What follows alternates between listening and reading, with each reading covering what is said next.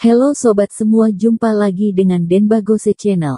Bagaimana kabar sobat semua? Sebelum kita mulai cerita ini, ayo silakan subscribe, like, komen, share dan nyalakan loncengnya untuk mendapatkan notifikasi terbaru ketika Mimin upload videonya. Dr. Stranger, bab 576. Paman kedua sudah menikah.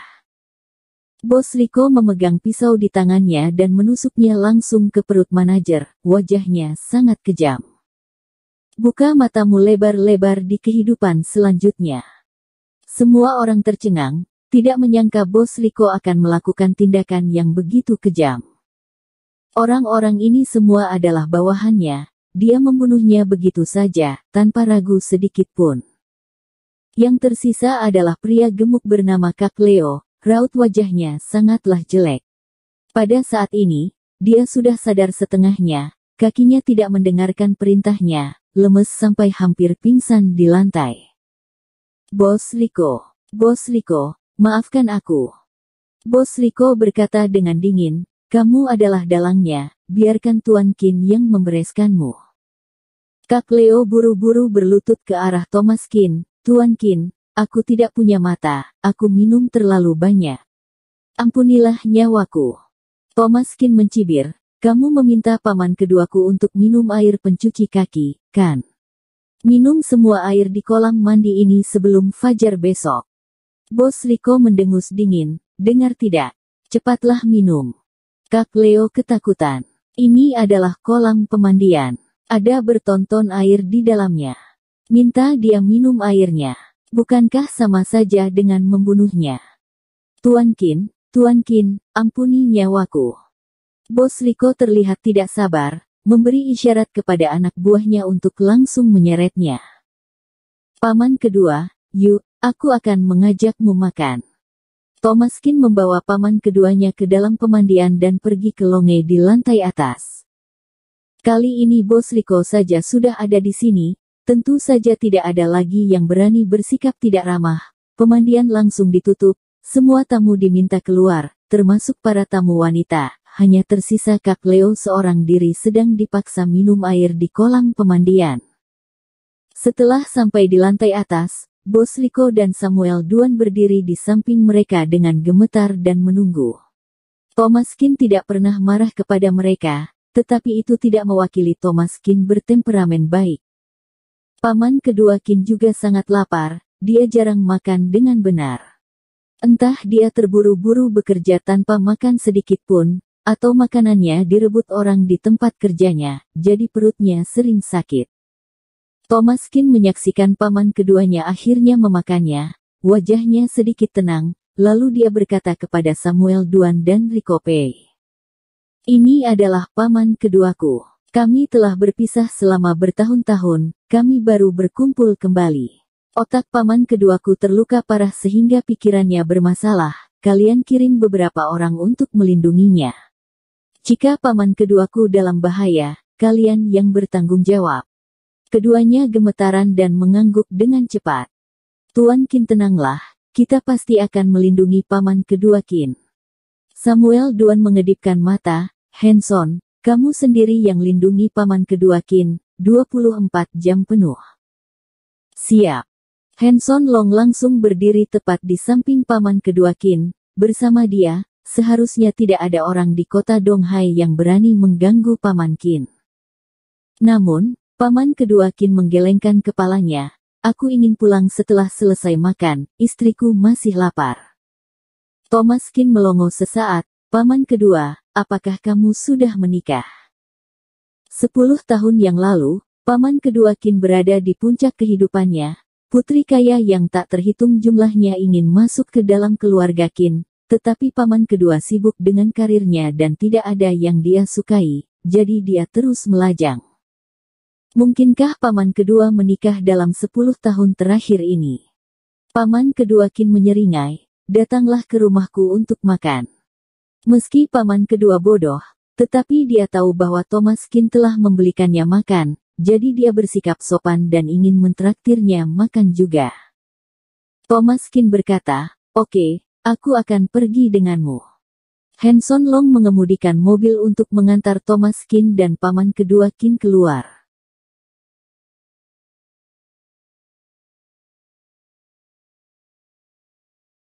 Dr. Stranger, Bab 577 Bibi kedua. Mengikuti instruksi paman kedua Qin, mereka sampai ke sebuah area relokasi. Ini adalah rumah tua bobrok dengan lingkungan yang sangat biasa, hampir menjadi tempat paling bobrok di seluruh kota Donghai, tetapi tempat ini akan segera dibongkar, jadi orang-orang untuk sementara waktu tidak pergi, dengan harapan menunggu pengembang memberi mereka rumah yang bagus. Paman kedua Qin keluar dari mobil, dengan senang hati, mengambil sisa bubur dan sayuran yang dibeli oleh Thomas Qin dan berjalan pulang. Thomas Qin berkata, "Paman kedua, haruskah aku membeli beberapa hidangan baru? Meskipun bubur ini sangat mewah, dan ada banyak yang tersisa, tetapi itu tetaplah hanya bubur tidak peduli seberapa mewahnya, dan itu disajikan untuk paman kedua karena kesehatannya." Paman kedua melambaikan tangannya, "Ini enak." Thomas Qin tersenyum pahit, karena paman kedua bersikeras melakukan ini, dia tidak punya pilihan selain setuju. Mengikuti paman kedua, mereka sampai ke sebuah rumah, tanpa mengetuk pintu, dia langsung mendorongnya. Di dalam rumah itu ada dua pria dan dua wanita, dua lebih tua dan dua lebih muda, tampaknya mereka adalah keluarga beranggotakan 4 orang. Mereka berkumpul di sisi meja makan kecil dan sedang makan malam.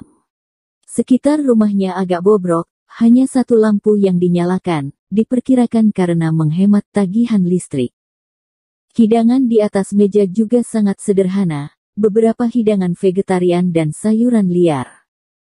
Melihat paman kedua kembali, wanita muda itu berdiri dan datang untuk mengambil barang-barang paman kedua. "Ada apa denganmu? Kamu dipukuli lagi."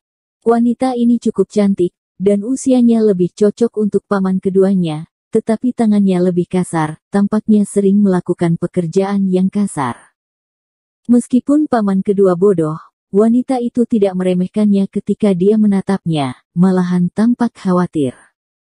Thomas Qin memiliki kesan pertama yang baik terhadap bibi kedua ini. Setelah membantu paman kedua masuk dan duduk di bangku kecil, wanita itu menatap wajahnya yang memar, dia pun mengeluh. "Lain kali jika seseorang memukulimu, lari saja, apa kamu dengar?" Paman kedua tersenyum lalu mengangguk, setelah itu dia menunjuk Thomas Qin. Dia membuka mulutnya tetapi tidak tahu harus berkata apa. Saat ini semua mata tertuju pada Thomas Qin, wanita itu juga sedikit penasaran, melihat Thomas Qin masih muda dan berpakaian bagus. "Kamu adalah..." Thomas Qin berkata, "Aku keponakannya, ini adalah paman keduaku." Wanita itu terkejut, "Kamu keponakannya? Apakah kamu tidak salah?" "Benar, nama paman keduaku adalah John Qin, lahir tahun 1978. Wanita itu terkejut sejenak, dia tidak pernah menyangka bahwa Jones akan memiliki kerabat. Dan bahkan datang ke sini. Setelah mendengar ini, pasangan tua di sebelahnya langsung berdiri. "Apakah kamu keponakannya? Kalau begitu kamu dapat membayar hutangnya kepada kami." Thomas Qin mengerutkan kening. Dua orang tua di depannya ini seharusnya adalah ayah dan ibu mertua dari paman kedua. Dia seharusnya memanggil mereka kakek dan nenek. Uang apa yang harus dibayar paman kedua? Wanita tua itu mendengus dingin, "Uang mahar. Uang apa lagi? Dia menikahi putriku dan tidak memberi aku sepeser pun. Dia masih makan dan minum di rumah kami, memangnya tidak pakai uang?" Bibi kedua mengerutkan kening dan berkata, "Bu, apa yang kamu bicarakan? Penghasilan bulanan Jones semuanya diserahkan kepadamu. Keluarga kita semuanya mengandalkan Jones, untuk apa kita meminta uang mahar lagi?" Bibi kedua berkata kepada Thomas Qin, "Namaku Hanita Kai, kamu bisa memanggil aku bibi kedua. Karena kamu adalah kerabat Jones, maka kita adalah satu keluarga. Ayo makan dulu dan bicara sambil makan." "Baik." Saat Thomas Qin duduk, adik laki-laki Hanita Kai mendengus dingin. Apa yang akan kamu makan? Hanya beberapa hidangan, kita saja tidak cukup makan, ditambah lagi orang luar, bagaimana kita bisa makan? Bersambung. Terima kasih kepada kalian yang telah menonton video ini. Jangan lupa tekan tombol subscribe-nya dan nyalakan notifikasinya untuk mendapatkan video-video seru lainnya dari channel Den Bagose.